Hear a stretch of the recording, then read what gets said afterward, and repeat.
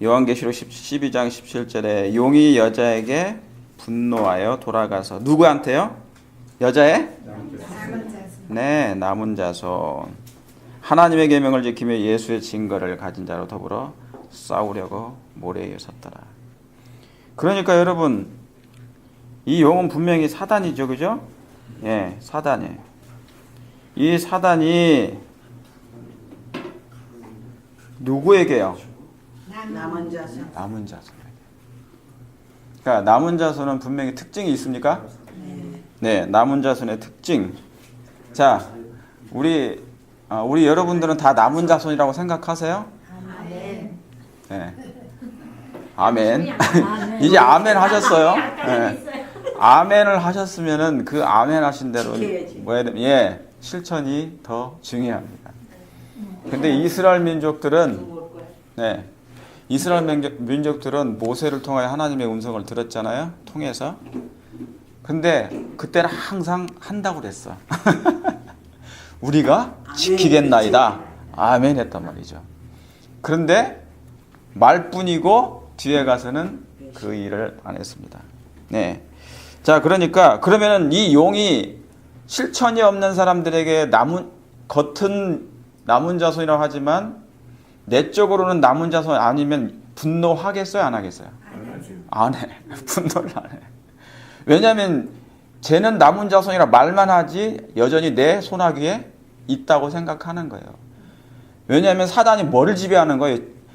이 겉을 지배하는 거예요? 아니면 내부를 지배하는 거예요? 정신을 지배하고 있는 거잖아요. 그래서 정신을 딱 컨트롤하면은 마음대로 조정할 수 있어요. 그걸 보는 거거든요. 그러니까 유대인들이 자기들은 하나님의 백성들이라고 했지만 정신은 어떤 상태? 예, 사단의 상태, 뱀의 후손이었어요. 여자의 후손이 아니고 정말 여자의 후손이 왔더니 그 뱀의 후손들은 여자의 후손인 예수님을 죽였잖아요. 그러니까 그런 거. 여러분 성경 창세로부터 계시록까지 구속의 계획 자체가 전부 다 무슨 얘기예요? 예수님 얘기죠. 그럼 예수님은 왜 이 땅에 오셨어요? 뭐를 보여주시려고? 하나님의 뭐? 품성, 사랑. 사단이 하늘에서 전쟁을 왜 일으켰어요? 하나님의 뭐에 대한 것에도. 예, 사랑, 품성에 대해서 그가 왜곡시켰잖아요. 그런 내탄했죠. 그러니까 그 전쟁이 어디까지 내려온 겁니까? 땅에까지 내려온 거란 말이죠. 그러니까 하나님이 우리를 왜 택해요? 왜 사람들을 택하신 거예요? 왜 부르셨어요? 사단하고 대쟁투하려고 하는 거예요.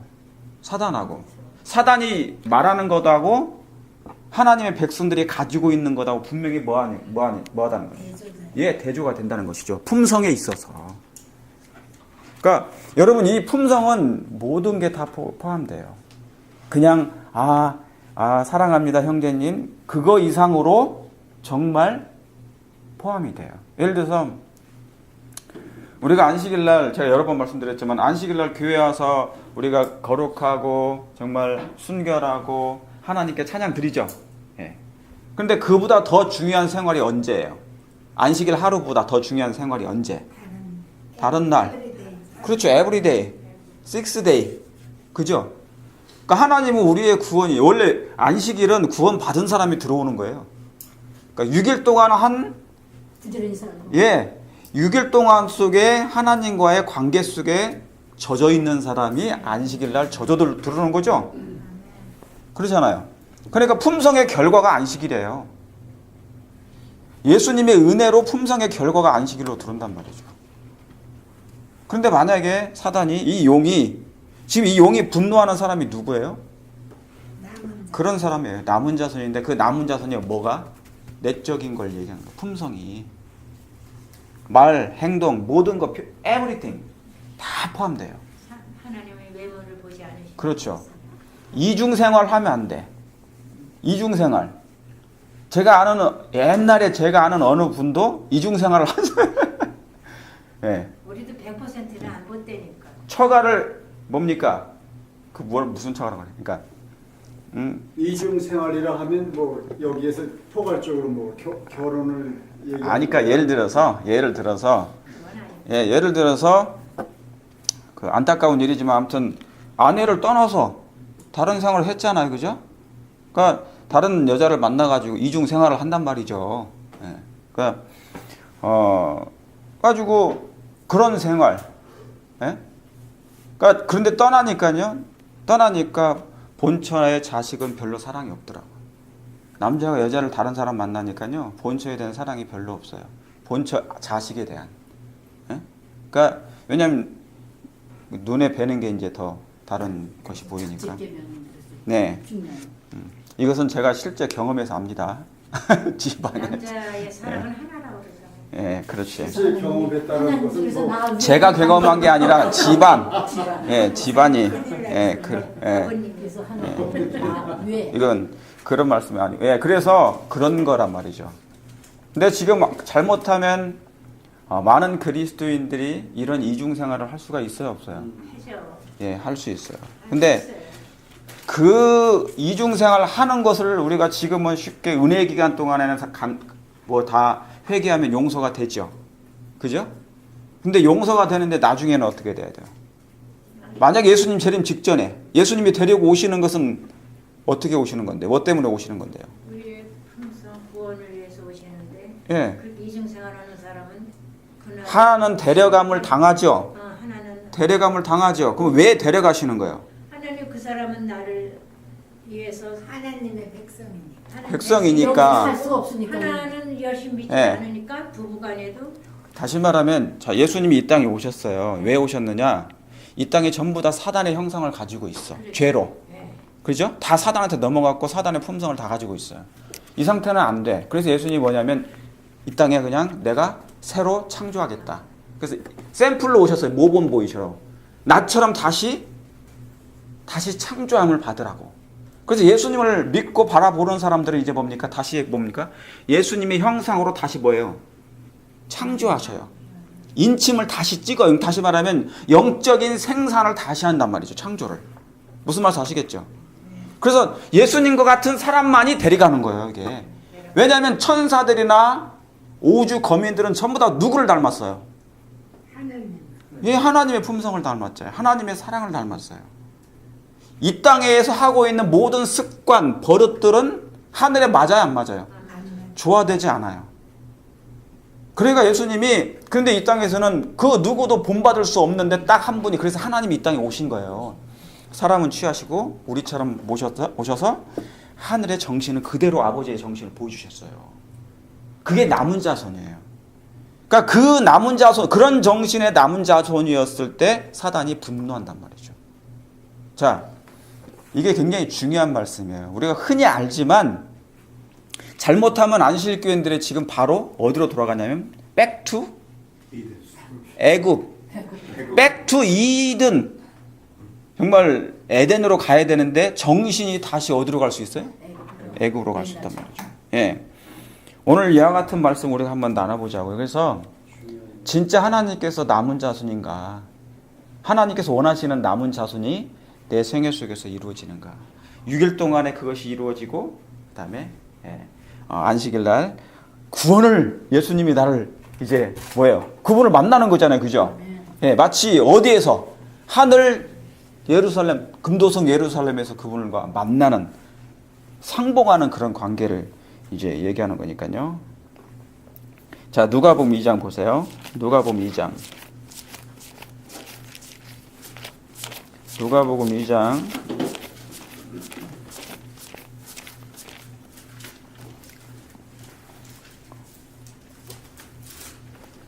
누가복음 2장의 21절부터 보시겠습니다. 자, 21절, 22절 다 같이 읽어볼까요? 시작. 할례할 8일이 되매 그 이름을 예수라 하니 곧 수태하기 전에 천사의 일컫는 바더라. 모세의 법대로 결례의 날이 참에 아기를 데리고 예루살렘에 올라가니 이는 주의 율법에 쓴 바 첫 해 처음 난 남자마다 주의 거룩한 자라 하리라 한 대로 아기를 주께 드리고 그랬습니다. 여러분 여기 아시는 것처럼 예수님이 이제 이 땅에 태어나셔서 탄생하셨죠. 그리고 며칠 만에요? 할례 받으셨어요? 8일 만에. 여기 8일 할례할 8일이 됐죠? 예. 그러니까 8일 만에 예수님이 이제 예수님도 할례를 받으셨어요. 할례가 뭘 의미합니까? 예수. 할례는 뭐를 의미하는 거냐면요. 하나님의 율법을 순종하겠다는 하나의 서약하는 거예요. 당시에 할례를 했을 때. 그러니까 당시에 왜 할례를 한 거예요? 하나님의 율법을 순종하겠다는 그런 서약으로 그 할례를 행위로 받았단 말이죠. 무슨 말씀 아시겠죠? 예. 그러니까 그것도 뭐냐면 만약에 안 하면요. 아이 나는 그거 싫어. 그러면 어떻게 돼요? 그러면 하나님의 율법에 뭐 하지 않는 거예요. 예, 순종하지 않겠다는 걸 서약하는 거예요. 그러니까 그러면 뭡니까? 하나님의 백성에서 죄됩니까? 예, 그렇죠. 그래서 할례 받지 않으면 그러니까 옛날 이스라엘 백성들은 뭐였냐면요. 이방인들은 전부 다 뭐라고 그랬어요? 할례가 없는 나라, 할례 받지 않은 사람들 얘기했단 말이죠. 그러면 그들은 어디에 속하지 않은 거예요? 하나님께 속하지 않은 거예요. 그러니까 이것은 뭐냐면 그런데 이제 유대인들은 뭐냐면 이스라엘 백성들이 이 할례 의식이 진행되어 오면서 점점점 뭡니까? 정말 하나님의 율법은 순종하지 않으면서 할례만 했어요. 예, 의식적으로. 그러니까 예배는 드리는데 하나님이 있어요, 없어요? 없어요. 순종함이 없는 거예요. 순종은 언제 합니까? 사랑이 있을 때 순종하잖아요. 엄마의 말을 언제 들어요, 자식들이? 엄마 아빠의 말을? 사랑하니까. 우리가 거부할 일은 없죠. 근데 사랑하지 않으면 사람이 뭐 하게 되냐면 거절해요. 순종하게 돼 있다고. 아니, 불순종하게 돼 있다고. 그러니까 이 이스라엘 백성들이 그랬단 말이죠. 점점 하나님을 떠나 있으니까 이게 떠나가는 그 세월이 누적되다 보니까 뭐예요? 형식적으로 이제 의식적으로 예배만 드린 거예요. 교회만 왔다 갔다 하는데 율법을 왔다 갔다 하는데 전혀 율법하고 상관없는 생애를 사는 것이. 근데 예수님은 뭐냐면 할례는 그런 의식대로 예수님 누가 이걸 해주신 거니까 할례 의식을. 그러니까 모세를 통하여 누가 얘기해 주신 거예요? 하나님께서. 그러니까 율법에 대한. 그러니까 성경이 있잖아요. 전부 다 율법 얘기예요. 그 율법은 뭐냐? 하나님의 사랑이에요. 그죠? 예. 사랑이죠. 사단은 그 율법을 없애버리는 거죠. 사단의 목적이 지상이든 무조건 하나님의 율법을 뭐 하는 거예요? 제거하는 거예요. 그러면 사람들이 율법 없이 다 멸망당할 걸 아니까. 그러니까 하나님은 창세로부터 계시록까지 모든 얘기가 이 사랑의 법이에요. 근데 그냥 율법이 아니고 뭐가요? 사랑의 법. 사단에게도 법이 있는데 그건 사랑이 없는 법이에요. 근데 하나님에게는 뭐예요? 법은 법인데 무슨 법? 사랑의 법. 그게 고린도전서 13장이에요. 사람의 방언과 천사의 말을 할지라도 뭐이가 없으면? 사랑이 없으면 그게 무슨 법이에요? 사랑의 법이에요. 예. 그렇죠. 울리는 꽹과리예요. 소리나는 구리. 예언을 가지고 있다 할지라도 뭡니까? 똑같은 거예요. 그러니까 그래서 예수님은 그 당신이 지시하신 대로 모세에게 지시하신 대로 그 할례를 행하셨죠. 8일 만에 행하시고 40일 후에 그분이 이제 봉헌식을 하시러 여기 오시는 장면이에요. 예. 근데 여기 보니까 모세의 법대로 나와 있죠. 결례 날이 참에 아기를 데리고 예루살렘으로 올라가요. 요셉과 마리아가 예수님을 이제 주님께 드리려고 가는 것입니다. 옛날에 그렇게 하라고 이게 명령. 그래서 모세의 법대로 한 거예요. 그러니까 뭡니까? 이제 40일 후에 예수님을 이제 바치려고 하나님께 제물을 드리려고 가는 것입니다. 이게 뭐예요? 처음 남자는 전부 다 누구 거니까? 예, 여기 보세요. 처음 난 것은 다 누구 거라고요? 여기 23절에 이는 주의 율법에 쓴 바 첫해 처음 난 자마다 주의 거룩한 뭐예요? 거룩한 자예요. 그래서 이것은 이 처음 난 자라는 이것은 전부 다 초태생, 처음 난 짐승이든 사람이든 전부 다 이건 누구께 드린 것이에요? 하나님께 드린 거예요. 누굴 표상했는데? 이 처음 난 것은 장자라 해서 하나님 거였어요. 그래서 다 예수님께 뭐예요? 바쳤단 말이죠. 그러니까 지금 마리아일지라도 요셉일지라도 이 예수님을, 그죠? 예수님을 하나님께 드리면서 뭐를 바치냐면 제물을 바치러 간 거예요. 하나님 앞에. 그렇죠? 이게 지금 그 말씀인 것입니다. 그러니까 출애굽기 보세요. 출애굽기 34장. 출애굽기 34장 19절입니다.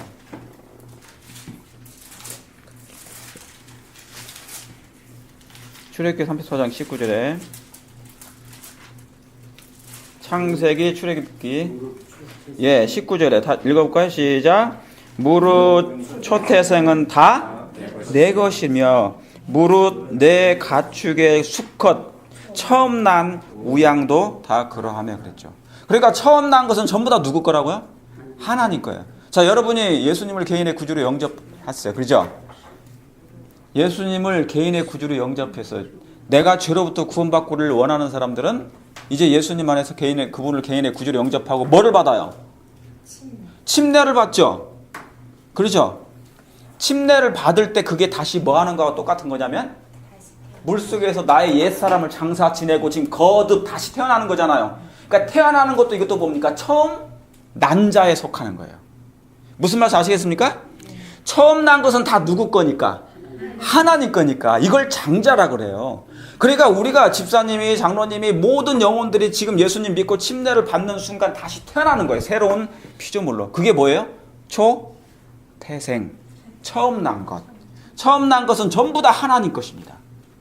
이해하시겠습니까? 예, 이해하셔야 돼요. 그걸 이해하셔야 돼요. 그래서 이 장자는 다 하나님께 속한 거예요. 이 하나님께. 그러니까 사단이 굉장히 괴로워하죠.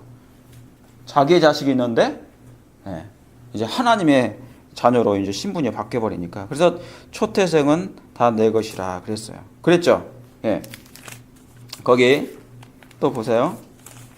13장 보세요. 13장. 출애굽기 13장. 출애굽기 13장 12절에요. 자, 이제 조금씩 더 나갑니다. 자, 처음 난 것은 지금 처음 난 자마다 거룩한 자의 것이라 그랬죠? 예, 거룩한 자. 근데 예수님을 왜 하나님께 드렸냐면 이 말씀에 근거하여 모세의 법대로 예수님을 드린 거예요. 처음 난 남자마다 하나님 것이니까. 그렇죠? 예수님이 해주신 말씀 그대로 예수님은 순종하셨어요. 모든 말씀 법대로. 그러니까 그분은 말씀을 뭐 하신 분이에요? 예, 순종하시고 말씀을 뭐 하신 거냐면 이루신 거예요. 당신의 생애 속에 말씀, 구약에 있는 모든 말씀을 다 이루었다 하신 말씀이 그 말씀이에요. 그런 뜻이에요. 그러니까 자, 13장 12절. 자, 저를 잠깐 보세요. 내가 다 이루었다라는 그 말씀 속에는 그분의 생애를 통하여 구약에 있는 모든 당신의 말씀을 당신의 생애로 다 이루신 걸 얘기하는 거예요. 아시겠죠? 죄뿐만 아니라 모든 것까지 다 하나님의 말씀하신 그대로 순종하신 것. 자, 12절에 너는 무릇 뭐예요? 초태생과 내게 있는 생축에 뭐예요? 초태생을 뭐 하고요? 구별하여. 이제 구별하는 거예요. 처음 난 것은 다 하나님 것이죠? 예, 하나님 건데 이 처음 난 것은 내 것이 절대로 아니에요. 그러니까 우리가 11금에 뭐예요? 우리의 수입에 뭐를? 10분의 1도 누구 거예요? 하나님 거. 그건 내 것이 아니에요. 내 것이 아니라는 거예요. 무조건 다 하나님 거예요. 예, 피조물과 창조주 하나님의 그 관계를 확실하게 구별하신 거예요. 그래서 초태생을 다 구별하여 여호와께 돌리라. 수컷은 여호와의 것이니라. 그렇게 한 거죠. 그렇죠? 그래서 이 초태생들은 전부 다 구별해서 하나님께 드려지는 제물이 된 것입니다. 하나님께 드리는 것이에요. 아시겠죠? 예. 그래서 구별돼야 되는 것이에요. 자, 구별돼야 되는데 여기 또 하나 보세요. 그 4장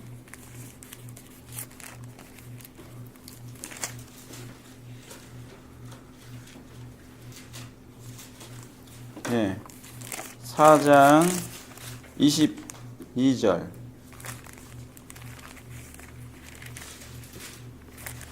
사장 22절 보셨습니까? 너는 바로에게 이르기를 여호와의 말씀에 이스라엘은 내 아들 뭐라고요? 내 장자라. 내가 내게 이르기를 내 아들을 어떻게 해요? 놓아서 나를 뭐하게 하라고요? 섬기게 하라. 그래서 그 뭡니까? 여러분 모든 처음 난자 처음 초태생들은 전부 다 하나님께 드리죠.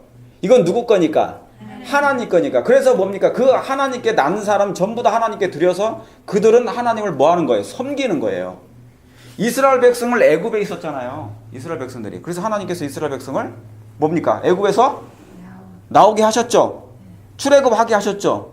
그래서 거기서 나오게 한 다음에 그 이스라엘 백성은 뭐하게? 누구를 섬기도록? 하나님을 섬기도록. 그래서 이스라엘은 장자라고 한 거예요. 이스라엘은 나의 장자라. 이스라엘은 내 아들 내 장자라. 그래서 애굽에서 이스라엘 백성을 건져내 가지고 하나님을 섬기도록 하는 것. 뭐가 중요한 거예요, 여기서? 하나님을 그 장자는 무조건 하나님을 뭐 하는 거예요? 섬기는 일을 하는 거예요. 이 장자는 초태생은 무조건 하나님 것이에요. 하나님의 아들로 돼요. 그 아들은 무조건 하나님께 뭐 합니까? 경배하는 거예요. 하나님을 섬기는 백성이에요. 누구로부터? 어디서부터 나온 것이에요? 사단으로부터 나온 거죠. 왜냐하면 그렇지 않은 한 전부 다 하나님을 섬기지 않았기 때문에 그 개념으로 하신 거예요, 하나님께서. 이해하시겠습니까?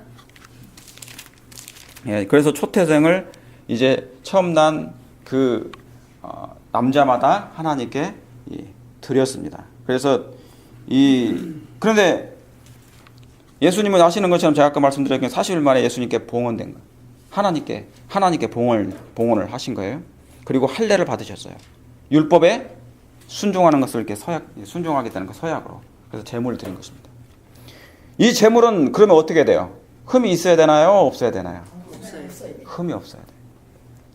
그래서 옛날에 성소에서 제물을 드릴 때요. 양을 전부 다 뭐 했어요? 검사했어요. 흠이 있는지 없는지 전부 다 검사 다 했어요. 네. 여러분 우리가 하나님께 드렸을 때 온전한 제물을 드려야 됩니까? 온전한 제물을 드려야 돼요? 흠이 없는 제물을 드려야 됩니까? 네. 그러면 여러분이 하나님을 만나러 왔을 때 어떠한 마음으로 드리세요? 경건한 마음으로 드리세요? 자, 경건한 마음으로 드리는데, 자, 옛날 제물을 드릴 때 내가 하나님의 장자로서 초태생으로서 하나님에 드려질 때 내 온 마음과 내 온몸이 만약에 양이라면, 내 몸이 양이라면 흠이 있어야 돼요, 없어야 돼요? 없어야 되잖아요. 점도 없어야 되죠. 어디가 다치거나 흠결이 없어야 돼요, 흠결이. 이건 뭘 상징하냐면 품성에 대해서 얘기한 거예요. 생애에 대해서 얘기한 거예요. 흠이 있는 것은 절대로 뭐 할 수가 없었어요? 제물로 드릴 수가 없어요. 하나님과 영원히 살 것이니까. 죄가 하늘에 갈 수 있어요? 없어요? 없죠. 죄는 하늘에 갈 수가 없어요. 사단을 왜 쫓겨냈습니까? 사단을. 예. 죄가 있는 사단이 그곳에 오래 머무는 한 하늘이 뭐예요? 타락하게 돼 있어요. 더 많은 천사들이 또 거기에 뭡니까? 유혹을 받아서 넘어갈 수 있단 말이죠. 그러니까 하나님께서 그 죄가 거기엔 더 이상 머물지 못하도록 그를 내보낸 거지, 이 땅에. 무슨 말씀 아시겠습니까? 하나님은 죄와 상관없는 분이에요. 의는, 사랑은 죄와 상관이 있으면 안 돼요. 조화되면 안 돼요. 아시겠습니까? 예. 그러니까 사랑과 의가 조화되고 하나님의 사랑의 율법이 조화되지 죄는 조화되지 않아요. 부조화예요, 부조화. 아시겠습니까? 예. 간단한 거죠, 뭐.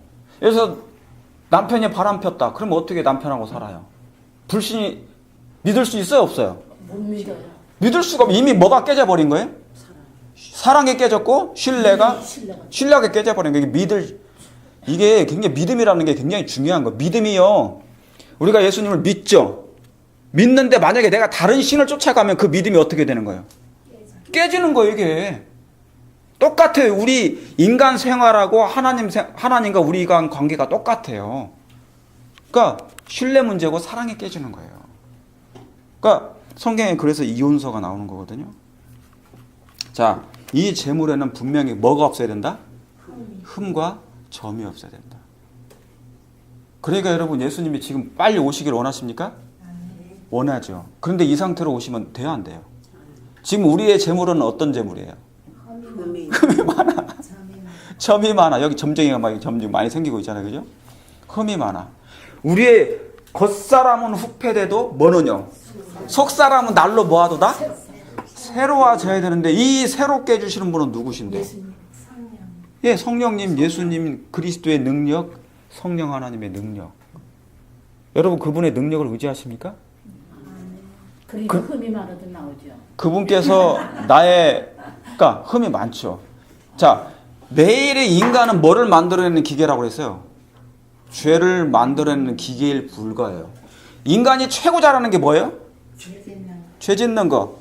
그나마 할 수 있는 게 뭐예요? 하나님의 은혜로 말미암아 회개하는 거예요. 회개도 하나님의 은혜 없이는 회개가 안 됩니다. 절대로 회개 안 돼요. 성령의 도우심이 없는 한 사람이 회개하지 못해요. 베드로 전서 1장 19절 보세요. 베드로 전서 1장 19절.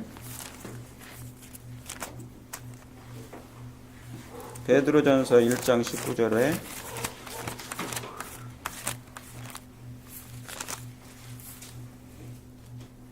보셨습니까? 예. 자, 우리 그렇죠. 18절 19절 읽어볼게요. 시작. 너희가 알거니와 너희 조상의 유전한 망령된 행실에서 구속될 것은 은이나 금이나 없어질 것으로 한 것이 아니요 오직 흠없고 점 없는 어린 양 같은 그리스도의 보배로운 피로 한 것이니라 그랬어요. 아, 우리가 여러분 우리의 품성에 변화되는 것은 그리스도의 은혜요 그리스도의 보혈의 피입니까? 예, 피 흘림이 없은즉 우리의 죄가 사해져요, 안 사해져요? 안 사해져요. 그분의 흠없는 피, 그분의 흠없는 피, 그렇죠? 그 피가 우리의 모든 더러운 죄악을 다 깨끗하게 씻어주잖아요. 눈처럼. 얼마나 하얗게 정말 나의 붉은 죄가 뭐처럼 하얘지는 거예요? 눈처럼. 양털같이 뭐하리라? 깨끗해리라. 양털 얼마나 깨끗한 줄 아시죠? 예, 눈 얼마나 깨끗한 줄 아시죠? 근데 누구의 피로? 그리스도의 피로, 보배로운. 근데 여기에 어린 양 같은, 자, 예수님이 왜 오셨는가? 예수님이 왜 당신을 초태생으로 바쳤는가? 그냥 바친 게 아니고 흠과 점의 없는 양을 드렸죠. 예수님이 바로 그런 분이세요. 예수님 우리의 유일하신 모본이신 것입니다. 자, 그러면 우리의 마음 가운데 흠과 점이 많은데 그러면 예수님을 우리의 마음의 구주로 딱 내 영혼 속에 그리스도께서 거하시면 어떻게 될까요? 완전히 마음속에 있는 모든 것이 더러운 죄악의 덩어리들이 다 뭐예요? 배설되겠습니까? 변화될 수 있겠어요? 변화돼야 되겠죠. 이 문제가 안 되면요, 자, 진정한 남은 자손이 나중에는 안 돼요. 성경은 그냥 기록된 게 아니에요. 이 모든 것은 인간의 힘으로는 불가능합니다. 성령 하나님께서는 이 일을 해주십니까? 그리스도의 십자가의 그 희생이 넉넉하십니까? 그 어떤 흉악한 죄라도 우리의 모든 죄를 다 말끔히 도말하실 수 있는 하나님의 피이십니까? 예, 그분의 피로 넉넉히 우리가 뭐 할 수 있어요? 깨끗함을 우리가 받을 수 있습니다. 그걸 믿으셔야 됩니다. 그러면 그런데도 불구하고 만약에 우리의 몸이 뭔가 흠과 점이 만약에 여전히 남아있다. 그러면 내 편에서 잘못된 거예요? 아니면 하나님 편에서 잘못된 거예요? 내 편에서 잘못된 거예요. 예수님은 이 땅에 오신 게 죄를 멸하러 오셨어요. 정결케. 아직도 정결케 하십니까? 지성소에서 아직도 정결케 하세요? 예, 정결케 하신 하나님. 재물이 흠이 없어야 됩니다. 이 재물은 흠이 없어야 된다고요. 이 재물들은 다 그리스도를 표상하는 어린 양 같은 그랬어요. 예? 흠과 점이 없어야 됩니다. 자, 여러분이 아시는 것처럼 제가 기억나는 대로 말씀드릴게요. 시대소망에 이런 말씀이 있어요. 예수님 자신은 육체적으로 완전히 결함이 없었다고 그랬어요. 예수님 자신은 결함이 없었다. 자, 우리는 결함이 있죠. 흠이 있죠. 그런데 예수님이 온전히 내 마음을 뭐 하시면, 장악하시면, 지배하시면, 은혜로 채워주시면 충분하게 뭐예요? 예, 충분하게 이 죄가, 결함이 다 저절로 사라질 것입니다. 죄와 상관없이 살 수 있어요, 없어요? 믿음으로 말미암아 있어요. 그분의 은혜로. 그러니까 여러분, 그리스도의 생애는 내 힘으로 살아가요? 아니면 그리스도의 영의 인도함을 받아서 살아가요? 그게 로마서 8장이라니까요. 로마서 8장이 그리스도의 영으로 말미암아 그 일을 해주신단 말이죠. 그리스도의 영으로. 그러면 자, 이게 더 중요한 거예요. 근데 우리의 자 집에 가서 이제 자, 이 말씀을 들을 때는 우리가 다 할 수 있어요. 그렇죠? 자, 그러면 이제 우리가 따로 개인적으로 집에 가서 생애할 때, 다른 일을 할 때 그런 은혜가 나를 여전히 내 마음을 지배하느냐, 그게 중요한 거예요. 이제 내 생애 가운데 예수님이 정말 매 순간 그분을 놓지 아니하고 흠결 없는 제물이 될 수 있을까? 그것입니다. 여러분, 그럼 어떻게 하시겠어요? 이게 굉장히 중요합니까? 예, 그분의 신체 조직은 어떠한 결함으로도 훼손받지 않으셨다. 어떠한 결함으로도 훼손받지 않으셨다. 그분은 평생토록 자연 법칙에 순종하셨대요. 알아요. 여러분, 우리가 개혁이 아직 안 됐죠? 온전히. 개혁 됐어요, 안 됐어요? 저도 마찬가지예요. 다 개혁이 안 됐어요. 그러나 개혁이 따르지 않는 것은 온전한 회개가 아니래요. 그럼 우리가 회개한 것이 아니란 얘기예요. 아직 내가 개혁이 완전히 되지 않는 것은. 자, 이걸 생각하시고 로마서 12장 보세요. 로마서 12장. 로마서 12장. 자, 여러분, 지금 우리가 안 됐기 때문에 나는 그걸 잘 못 사기 때문에 내가 하나님 이 말씀대로 생애하지 못하고 흠과 점이 많아서 내 마음이 괴롭고 부담이 있을 수 있죠? 있어요, 없어요? 여러분, 그 부담이 하나님의 은혜, 하나님의 성령께서 주시는 은혜예요. 예. 내가 아직 하나님을 의지하고 있다는 하나의 뭐예요? 증거란 말이죠, 그게. 이해하시겠습니까? 왜요? 이 영혼의 성소에 새로운 원칙이 있잖아요. 여기에 우리 마음에 10년 가운데 새로운 원칙이 오잖아요. 들어오지 않습니까? 그러면 지금까지는 평화로웠던 곳에 뭐가 시작되냐면 투쟁이 시작되네요. 만약에 내 10년 가운데 원칙이 새로운 의의 원칙, 새로운 하늘의 원칙이 들어오지 않았다면 나는 그대로 그냥 영원히 평화로웠을 거예요. 어떤 차원에서? 죄 자체에서. 사단이 마련해 놓은 그런 환경 가운데서 그냥 죄 가운데서 평안한 거예요. 근데 이것은 영원히 뭡니까? 이 평화는 영원히 있어요, 없어요? 영생이 없어요. 그냥 이 땅에서만 잠시 살다가 평화롭다가 죽는 거예요. 아시겠습니까? 그러니까 하나님께서는 이 상태에 있는 걸 원치 않아요. 사단이 주는 평안 가운데서 하나님의 백성들이 있기를 원치 않는 것입니다. 그래서 뭡니까? 새로운 원칙을 집어넣으셔요. 그리고 내 안에 있는 다른 뭐예요? 어둠의 원칙을 밖으로 내보내. 이 어둠의 원칙이 뭐냐? 습관, 버릇, 잘못된 의지, 그걸 얘기하는 거예요. 아직도 버리지 못한 나의 모든 흠과 점들을 얘기하는 거예요. 이게 중요합니까? 중요하죠. 이게.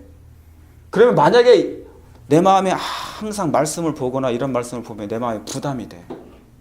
부담이 돼. 그것은 뭐냐면 하나님의 은혜가 여러분 안에 뭐 하는 거예요? 예, 거하시는 증명이에요. 그렇죠. 불쌍히 여겨주시옵소서 하는데 여러분, 제가 지난주에 설교 말씀드렸죠. 자, 의지는 하나님이 나의 의지는 누구든지 나를 못 건드려요. 이건 자유의지를 하나님이 우리 각 개인에게 주신 거니까. 그런데 이 의지가 뭡니까? 죄가 들어와서 사단이 나를 뭐예요? 이 의지를 지배하고 있죠. 그러니까 죄된 성향으로 자꾸 기울이잖아요. 그런데 새로운 원칙인 예수님이 오셔서 예수님이 나를 구원하시겠다는 거예요. 너무너무 사랑하신 걸 나한테 보여주셨어요. 그때 성령을 부어주셔서 성령께서 나의 의지를 잡아주시는 거예요. 그때부터. 그러면 이제 두 선악간의 싸움이 있습니까? 없습니까? 이게 싸움이에요. 이게 투쟁이라는 거예요. 이게 투쟁. 내 안에서 나의 의지를 가지고 선과 악이 뭐예요? 투쟁하는 거예요. 싸움이 있는데 이 의지는 여전히 나한테 선택이 있습니까? 선택의 자유가 나한테 있어요? 있어요. 예, 나한테 있어요. 그러면 누구한테 더 기울여야 되겠습니까? 하나님의 성령께. 그러면 성령께 기울이려면 뭐냐면 내가 하나님의 사랑을 계속 명상해야 돼요. 그 명상이라는 게 뭐냐면 상고하는 거고 기도하는 거고 말씀을 연구하는 거고. 무슨 말씀 아시겠습니까? 왜냐하면 율법에는 하나님의 품성이 들어가 있어요. 이 말씀이. 무슨 말씀 아시겠죠? 내 재물이 온전한 하나님께 드려지는 뭐가 돼야 될 거니까? 흠과 점이 없는 재물이 돼야 되니까. 그러나 여러분 아무 염려 마세요. 이 모든 대비책은 다 이미 예수님이 다 이루어 놓으셨어요. 여러분 그걸 감사하십니까? 그러면 나 아직 개혁하지 못했는데 어떻게 하지? 에이 그래도 하나님 봐주시겠지 계속 해도. 하나님이 거기까지 다 아셔요. 우리 마음을 이해하셔요. 연약함을 다 아시잖아요. 베드로 보세요. 그 연약한 베드로를 하나님이 다 용서하시고. 그러나 베드로가 언젠간 개혁을 했어요, 안 했어요? 회개했습니까? 변함없이 자기를 향하는 그 사랑, 그 어떤 죄라도 용서할 수 있는 그 하나님의 그 품성, 그 사랑을 보고 그가 완전히 뭡니까? 회개했죠. 자, 여기 로마서 12장. 자, 제가 왜 이런 말씀 드린 줄 아세요? 계시록 12장에 남은 자손이라는 게 있기 때문에 그래요. 자, 1절에 그러므로 형제들아 다 같이 읽어볼게요. 시작. 그러므로 형제들아 내가 하나님의 모든 자비하심으로 너희를 권하노니 너희를 하나님이 기뻐하시는 거룩한 산제사로 드리라. 이는 너희의 드릴 뭐예요? 영적 예배니라. 너희는 어디를 본받지 말고 이 세대를 본받지 말고 오직 마음을 새롭게 함으로 변화함을 뭐예요? 받아. 내가 변화시켜야 아니면 변화함을 받아요? 받아서 그리스도의 은혜입니까? 예. 하나님의 선하시고 기뻐하시고 온전하신 뜻이 무엇인지 분별하도록 하라 그랬어요. 자, 손가락 끼세요. 거기 마음을 새롭게. 자, 이 세대를 본받지 말고 그 옆에다가 손가락 끼세요. 다시 돌아갈 거니까. 어디 보시냐면요. 에베소서. 뭘 배소서요? 에베소서. 에베소서 4장 22절. 손가락 끼세요. 4장 22절입니다. 314페이지입니다. 시작. 너희는 유혹의 욕심을 따라 썩어져가는 구습을 쫓는 옛사람을 뭐 해버리고요? 벗어버리고. 이 상태가 예수님 만나기 전의 상태. 그렇습니까? 용이 지배하던 상태가 이 상태예요. 옛 구습을 쫓는 옛사람을 모아버리라고요.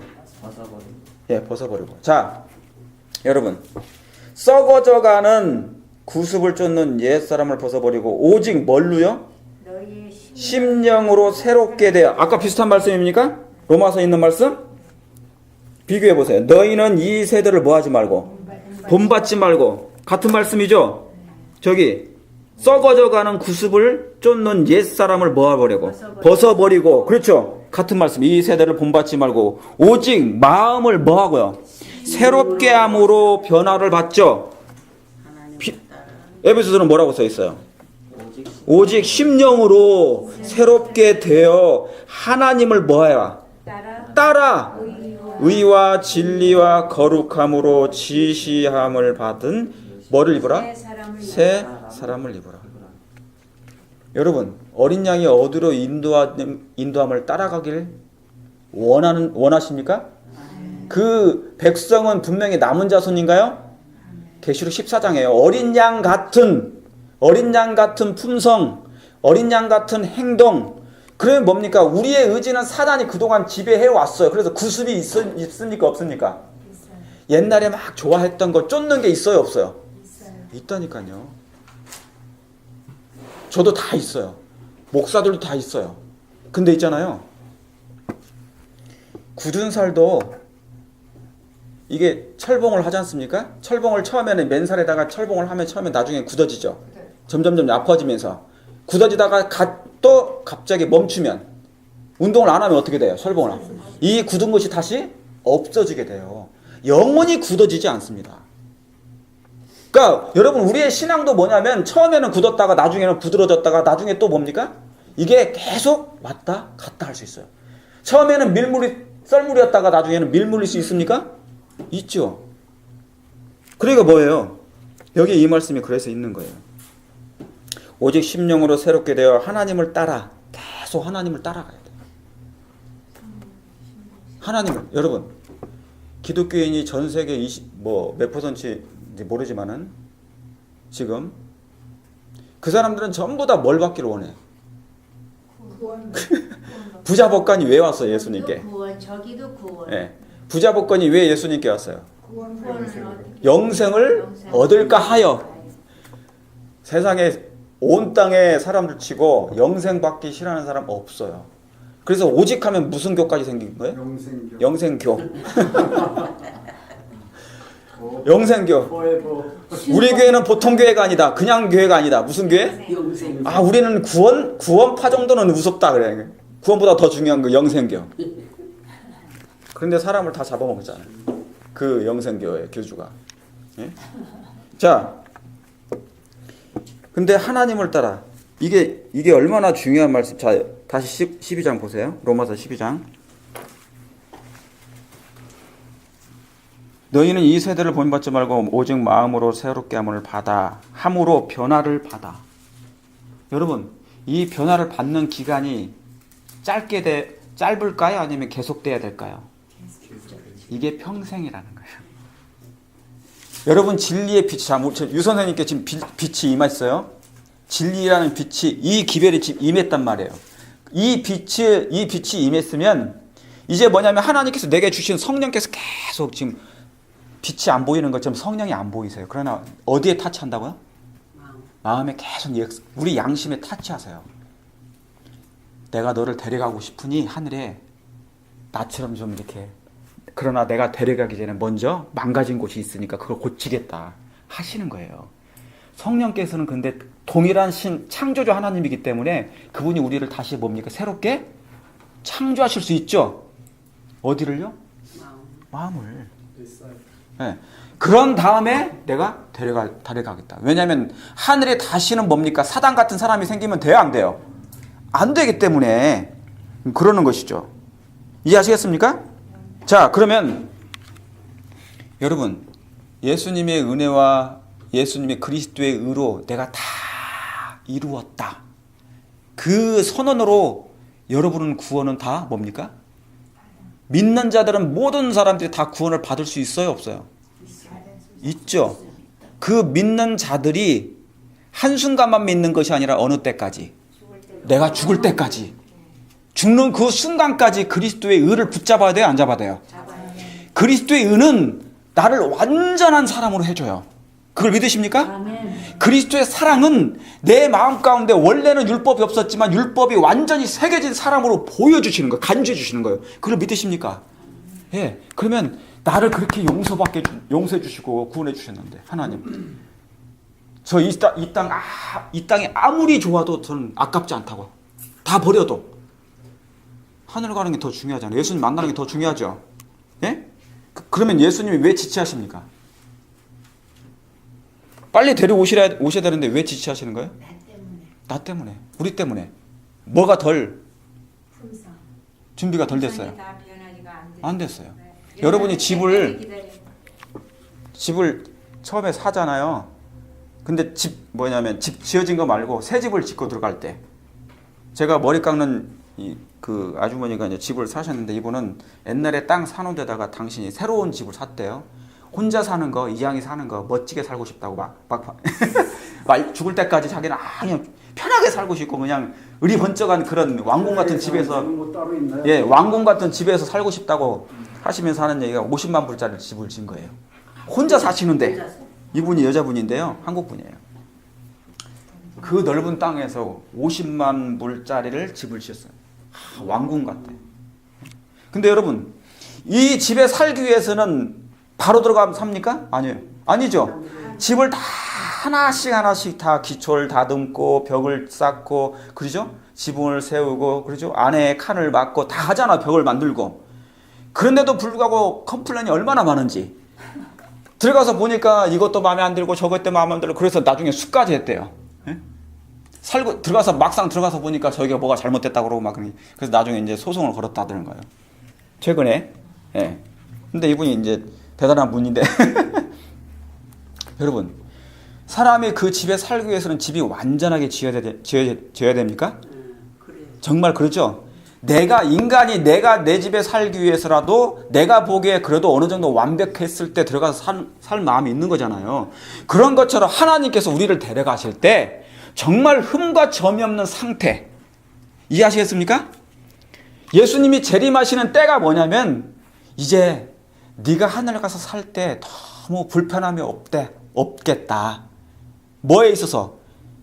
하늘과, 그렇죠. 하늘과 조화를 이루는데, 왜냐하면 우리 에녹도 만나야 되잖아요. 엘리야도 만나야 되잖아요. 모세도 만나야 되잖아요. 지구 다른 거민들도 만나야 되잖아요. 근데 그들은 너무나 뭡니까? 품성이. 다 달라. 예수님을 닮았어. 예수님을. 똑같아. 작은 예수들만 있어요. 단 하나의 이기심이 있어요? 없어요? 없어. 옛 구습을 쫓아요? 안 쫓아요? 안 쫓아요. 안 쫓았어요. 다 어디다 내보냈다고요? 여기. 배설물 다 보냈단 말이죠.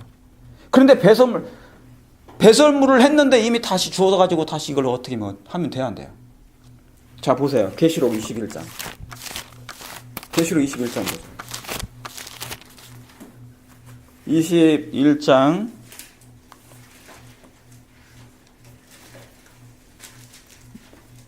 자, 25절부터 7절 읽어볼게요. 자, 24절 읽어보겠습니다. 이 4절부터. 만국이 그 빛 가운데로 다니고 땅의 왕들이 자기 영광을 가지고 그리로 들어오리라. 그랬죠? 자, 여러분 중에 여러분 다 모두가 이 그리로 들어오리라는 이 말씀에 속하기를 원합니다. 예. 자, 그리고 성문들을 뭡니까? 낮에 도무지 닫지 아니하리니 거기는 밤이 없음이라. 사람들이 만국의 영광과 존귀를 가지고 그리로 들어오겠고. 자, 27절 다 같이 시작. 무엇이든지 속된 것이나 가증한 일 또는 거짓말하는 자는 결코 그리로 들어오지 못하되 오직 어린 양의 생명책에 기록된 자들 뿐이니라 그랬어요. 여러분, 여기 분명하게 나와 있습니다. 초태생은 하나님께 드려지는 장자는 분명히 뭐가 없어야 된다고요? 흠과 점이 없어야 된다고요. 그런데 이 흠과 점은 예수님이 다 뭐예요? 그리스도의 십자가로 말미암아 다 해결해 주신답니까? 다 해결해 주시는 거예요. 그분의 공로와 피의 공로와 그분의 능력으로 구하는 자마다 능력을 보내서요. 성령의 강림하심이 임하십니다. 성령께서 보혜사 성령께서 우리 곁에 임하셔요. 그래서 뭡니까? 나의 연약함을 세리처럼 맨날 구할 때 주여 저를 불쌍히 여기시옵소서. 제가 이 품성의 결함이 있습니다. 아직도 고치지 못한 옛 습관이 있습니다. 주님, 그러나 예수님의 그 사랑으로 품성으로 정말 변화되기를 원합니다. 하나님의 성령께서 이것을 깎아주시고 다듬어주시고 쪼개주시고 잘라내주시옵소서. 그걸 하나님께 매일 뭐 해야 되는 거예요? 매일 날마다 죽는다는 말씀이 그거예요. 하나님을 계속 의지하는 절규하면서 주여. 여러분이 하나님을 믿었을 때 저도 하나님 믿기 전에는 친구들이 많았어요. 세상 친구들 다. 제가 늦게 신앙했으니까 28살 때 신앙했으니까 뭐 얼마나 그냥 뭐 댄스홀에서 춤도 추기도 하고 뭐 별짓 다 했죠. 저도 마시는 것도 다 마시고 즐기던 거 다 했단 말이죠. 그런데 그 세상 제가 하나님을 믿다 보니까 이 아이들하고 뭡니까? 저절로 멀어지게 됐어요. 이 아이들과 같이 있기를 원했어. 그래서 복음을 전하기를 원했어. 그러나 안 되더라고요. 제가 미쳤다는 거죠. 이상한 애네.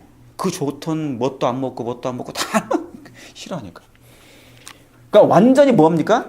이게 분리되어 나오게 됐어요. 저절로. 나는 원치 않지만 나중에 이제 기회가 되면 이제 그들에게 복음을 전하겠죠. 여러분, 하나님의 백성들에게는 어쩔 수 없이 뭡니까? 구별되는 형편인 가운데 있게 돼요.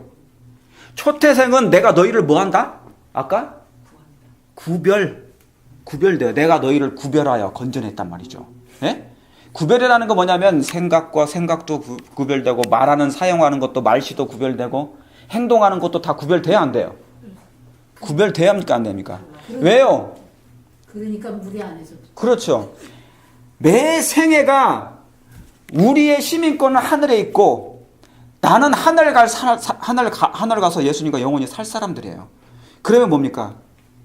모든 것이 다 완전히 토럴리 다 총체적으로 디프런트예요. 다르게 되죠. 왜냐하면 조화를 이루기 위해서는 하나님 곁에 살아야 되니까. 무슨 말씀 아시겠습니까? 자, 그래서 이 상태로는 뭐 하는 자는요? 무엇이든지 속된 것이나 그 다음에 뭡니까? 가증한 일 또는 거짓말하는 자. 여러분, 가증한 일이 뭔 줄 아세요? 마태복음 24장에 선지자 다니엘이 말한 바 멸망에 가증한 것이 어디에 쓴 것을 보거든 거룩한 곳은 어디에? 성전이죠. 우리도 하나님의 마음에, 우리 마음은 하나님의 성령의 전이죠. 그러면 이 거룩한 곳에 뭐가 쓰면? 가증한 것이 쓴 것, 멸망에 가증한 것이에요. 자, 여러분, 이 가증한 일을 하는 사람은 멸망에 가증한 것인데 그게 뭡니까? 누가 만들어낸 거예요? 예, 그 가증한 일은 사단이 만들어낸 일인 것입니다. 그 가증한 일이 에스겔서에 나와요. 자세히. 뭐냐면 하나님을 믿는 척하면서 다른 일 다 하는 거예요. 다시 말하면 외식적인 삶, 위선적인 삶. 그게 가증한 것이. 예, 그게 가증한 거예요. 그러니까 여러분, 나중에는요 껍질을 다 벗기게 돼요. 우리의 모습에 양가죽을 다 우리의 모습이 겉가죽이 있지 않습니까? 지금 우리가 전부 다 그리스도인이라고 하지만 이 그리스도인이 참된 그리스도인지 가짜 그리스도인지 뭡니까? 안면 인식기가 필요해지. 품성의 인식기, 제가 지난주에 말씀드렸던 품성 인식기를 하나님께서 그 스캔을 하셔. 자, 우리 공항 가면 딱 뭡니까? 예, 거기 딱 시큐리티 그 존에 들어가면은 들어가야 돼. 그래서 뭔가 가지고 들어가면 흠이 있거나 결함이 있으면 삑 소리가 나. 그러면 일로 오세요. 안 돼. 예. 그렇죠. 사람도 스캔하는데 인간도 저렇게 스캔을 하는데. 그러니까 자, 가증한 일 또한 거짓말하는 것. 여러분, 이 거짓말이 뭐냐? 꼭 우리가 어떤 거짓말하는 것도 되지만 교묘하게 사람들 앞에 내가 그런 모습들 있잖아요. 그러니까 솔직해질 필요 있어요. 아예 그냥 솔직한 게 좋아요. 아닌 척 하는 것보다 제가 아직도 이걸 개혁하지 못했습니다. 하나님. 그리고 사람들 앞에서도 그렇게 얘기하는 거. 그리고 그러나 언젠간 제가 이것을 할 수 있도록 하나님 힘을 달라고. 약속하셨으니까. 네, 힘을 달라고. 그렇지만 목사님, 네. 내가 솔직해갖고 다른 사람한테 영향받다. 영향이 있으니까 네. 하나님하고 나를 그렇죠. 솔직하게 네. 하는 게 낫지. 그렇죠. 그런데 이제 뭐냐면 맞아요. 하려는 건 아니고. 근데 세상 사람들이 우리의 모습을 보고 어떻게 보냐면 뭐 때문에 실망을 많이 할까요? 예를 들면 우리 유 선생님이 지금 아직 침례를 안 받으셨지만 우리의 모습 속에서 기존의 신앙인들에게서 무슨 모습을 봐요? 계속 저 사람들이 믿는 사람들이 그렇죠. 우리 집사님 말씀 믿는 사람들이 왜 저렇게 하지? 뭐 그런 거 그리고 또 하나 뭡니까? 이중적인 생각, 말, 언행, 불일치 그런 거 다. 그러니까 뭐냐면 사실은요 구도자들은 그리고 세상에 있는 사람들은 우리의 거울이 돼요. 우리가 거울 그렇죠? 그렇게 못 돼서. 예, 그들도 우리 보면 마음이 찔리겠지만 우리가 거룩하게 만약에 거룩한 순결한 생애를 산다면 말씀대로 산다면 그들도 우리를 통하여서 거울의 역할을 해줄 수 있지만 우리도 뭡니까? 그들이 보기에 우리도 하나님의 저 사람이 정말 예수님의 모습을 가지고 있는 사람들이야. 그런 거 그것 때문에 실망하여 더욱 뭐가 되게 한다는 거예요. 마태복음 23장에. 그거 뭐라고 그랬어요? 마태복음 23장에. 마태복음 23장에.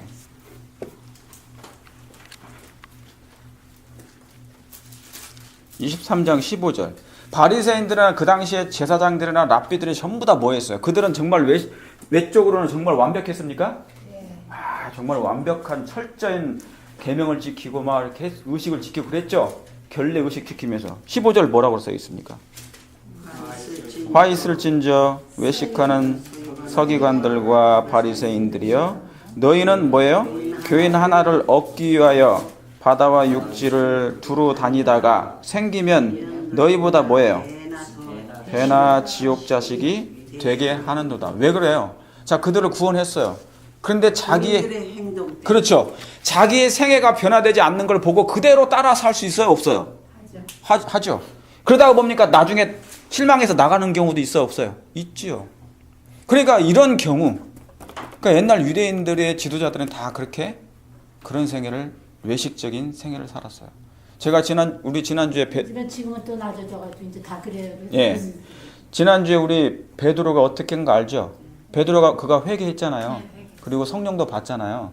그런데 그 얼마나 그 유대인의 관습이 철저했으면, 몸에 배어 있으면 음식 먹다가 덜컹. 예. 그러니까 막 아닌 척하면서 막 이렇게 옮겨 다녔잖아요. 그러니까 그걸 보고 바울이 그걸 보고 뭐 했습니까? 책망했어요. 네. 맞아요. 예. 여러분, 하나님은 지금 우리가 완성된 것이 아님을 알아요. 그렇죠? 예. 그러니까 이 은혜가 있는 거 얼마나 감사합니까? 그렇죠?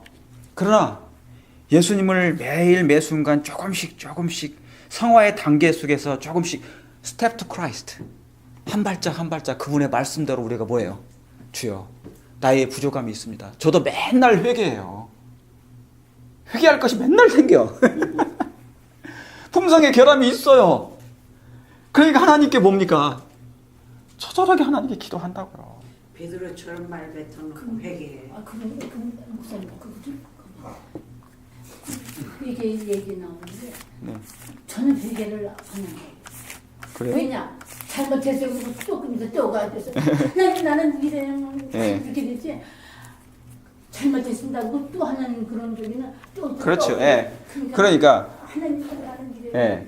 그러니까 이 뭐냐면 뭡니까? 맨날 회개할 사람이 있잖아요. 내가 용서를 받았어도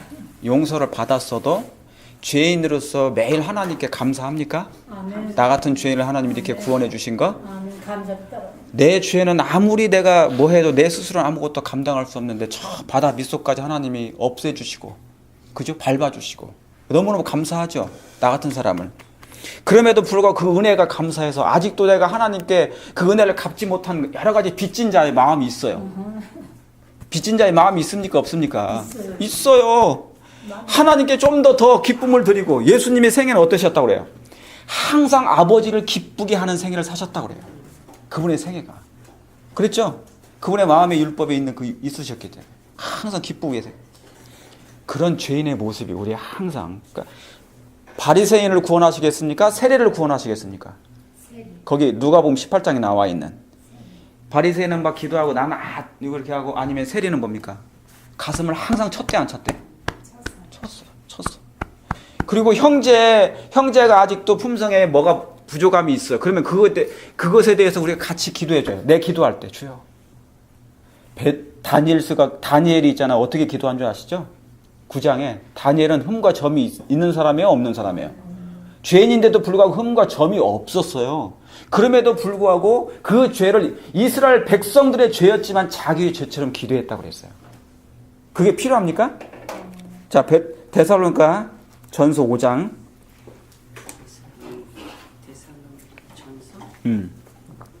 예.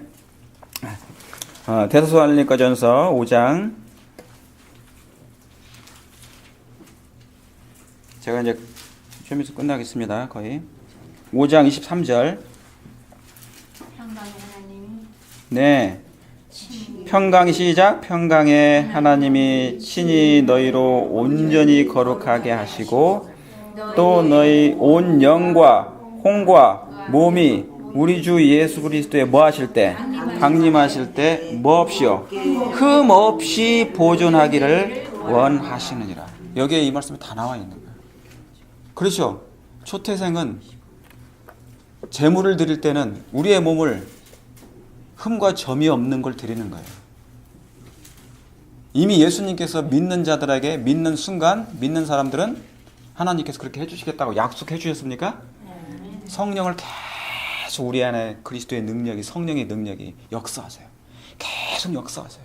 그래서 예수님의 품성을 닮을 수 있도록 예수님께서 성령께서 도와주시는 거예요. 흠과 점이 흠없게 보존되기를 그리스도의 의의 옷을 입혀놓으신 이후부터 이것이 뭐 하기를요? 보존되기를 깨끗하게 보존되기를 누구를 의지하는 거예요?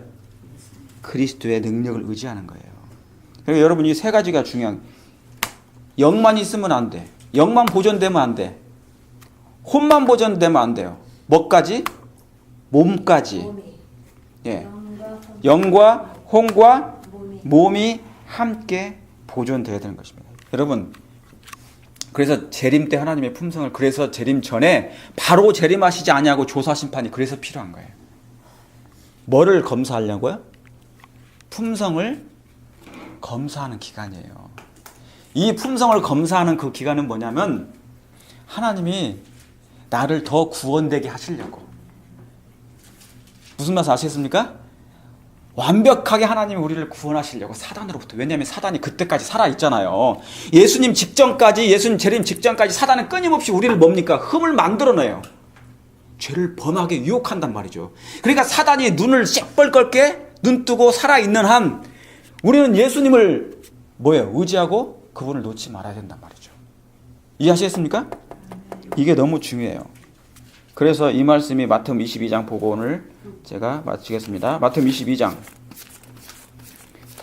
오늘 다 못하고 또 다음에 또 연결하겠습니다. 22장 예. 네.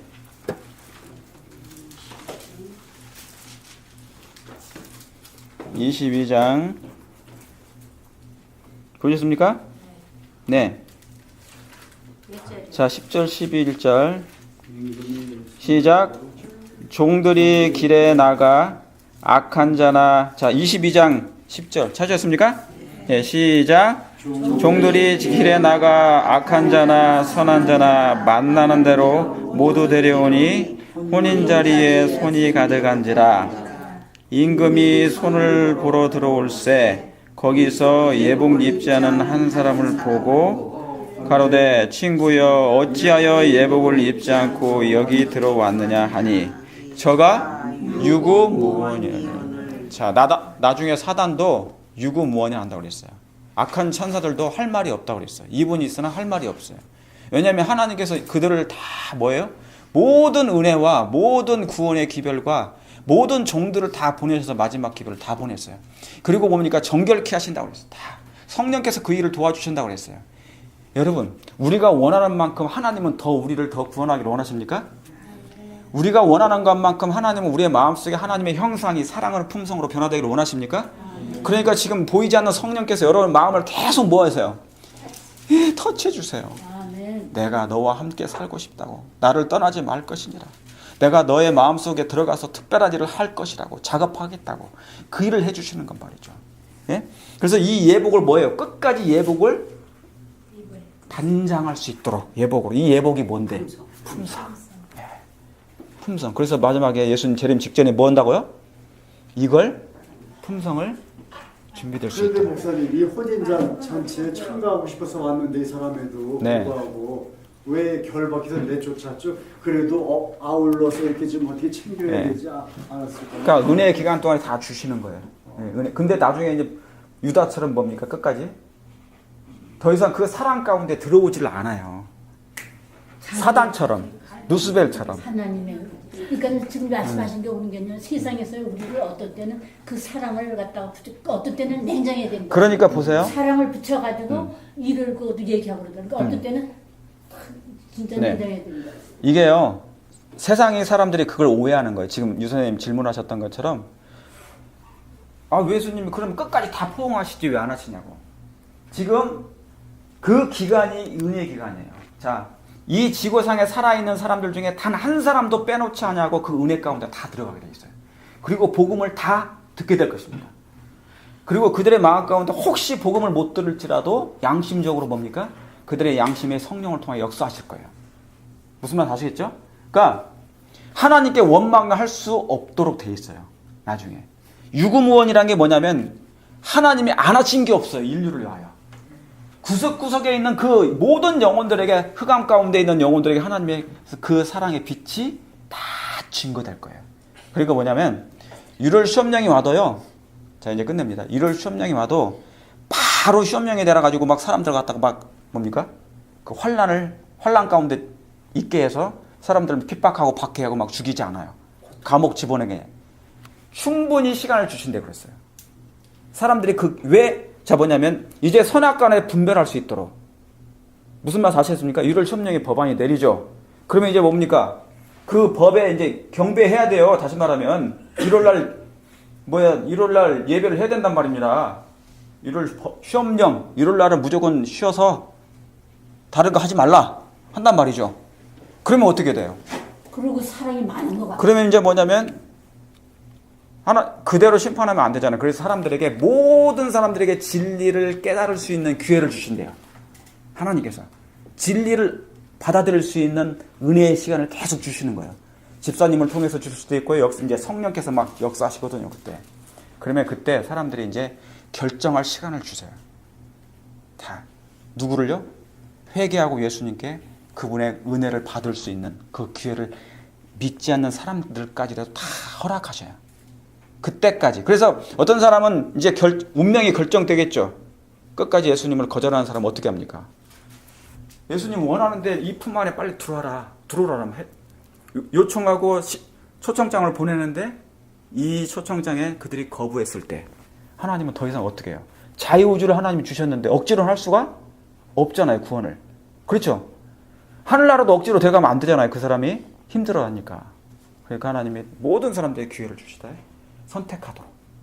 그래서 마지막 선택이 끝나면 그 끝나는 결정권이 하나님이 이제 아셔요. 그 품성이. 인이 쳐지는 거죠. 그랬을 때 하나님은 이제 다 되었다 선언하시는 거예요. 그러기 전에 이 하나님께서 예복을 각인이 입기를 원하시는 것입니다. 바로 이 예복은 성령을 통하여 마련해 주신 아름다운 품성입니다. 아무쪼록 이 품성으로 우리가 준비되는 우리 교회가 되길 바랍니다. 그러니까 그것도 율법. 그러니까 예. 하나님의 사랑은 정말 율법이잖아요. 그러니까 만약 이런 협력 났을 때 왜 컴퓨터가 되냐면 지식이 없을 경우에 사랑이 많고 부자고 우리네들 보면 사랑도 없는 거 없고 다 기운들이 없고 이제 우리가 만약 보기에 초라해 보이고 많은 우리는 얼마나 건강하고 혼인잔치에는 참석하는 건 서로 참석하는 모든 사람들은 뭐니 약속해요? 그런 예복을 입고 가게끔? 그렇죠. 이제 이 예복은 이제 품성을 얘기하는 건데, 예, 마음 가운데, 예, 하나님의 사랑에, 왜냐하면 제가 말씀드렸잖아요. 죄가 뭐냐면 율법을 범한 걸 죄라고 그래요. 네, 그래서 인간의 마음에 죄가 사라졌잖아요. 율법이. 그렇죠? 이걸 회복하는 걸 얘기하는 거예요. 그러면 근데 사람들이 하나님의 말씀에 불순종하게 되면 이게 회복이 안 돼. 무슨 말 아시겠죠? 예. 그러니까 회복이 안 돼. 그럼 마음에 새길 수가 없어요. 이게 회복이 되면 이제 사랑은 품성의 완성이 되는 거니까 하늘의 조화가 돼요. 적합해져요. 가기에 살만한. 그래서 그때는 하나님께서 사업을 마치는 거예요.